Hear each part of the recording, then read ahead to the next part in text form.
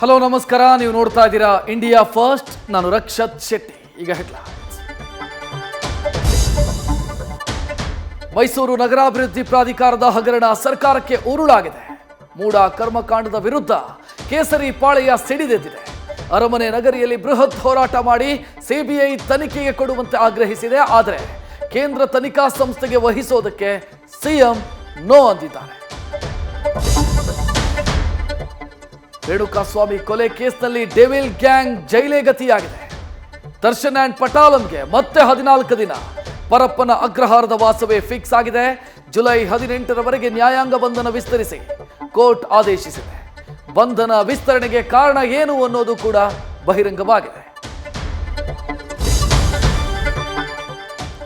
ರಾಜ್ಯದಲ್ಲಿ ಡೆಂಗಿಯ ಆರ್ಭಟ ಮತ್ತೆ ಹೆಚ್ಚಾಗಿದೆ. ಸಿಲಿಕಾನ್ ಸಿಟಿಯಲ್ಲಂತೂ ಮಹಾಮಾರಿ ಮರಣ ನರ್ತನವನ್ನು ಆರಂಭಿಸಿದೆ.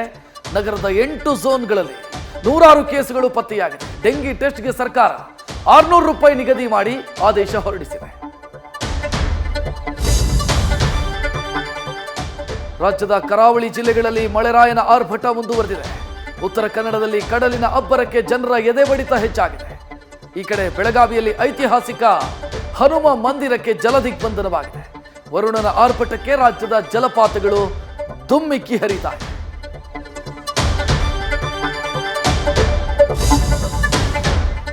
T20 ವಿಶ್ವಕಪ್ ಗೆದ್ದ ಚಾಂಪಿಯನ್ ತಂಡ ಸ್ವದೇಶಕ್ಕೆ ವಾಪಸ್ ಆಗಿದೆ.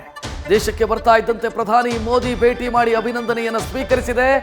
ಮರೀನ್ ಡ್ರೈವ್ನಿಂದ ವಾಂಖೆಡೆವರೆಗೆ ರೋಹಿತ್ ಪಡೆ ಪರೇಡ್ ನಡೆಸಿದೆ.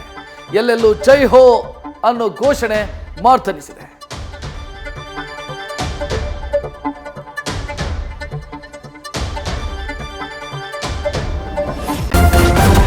ನ್ಯೂಸ್ ಫಸ್ಟ್ ನಿರ್ಭೀತಿಯಿಂದ ನಿಮ್ಮ ಪರವಾಗಿ.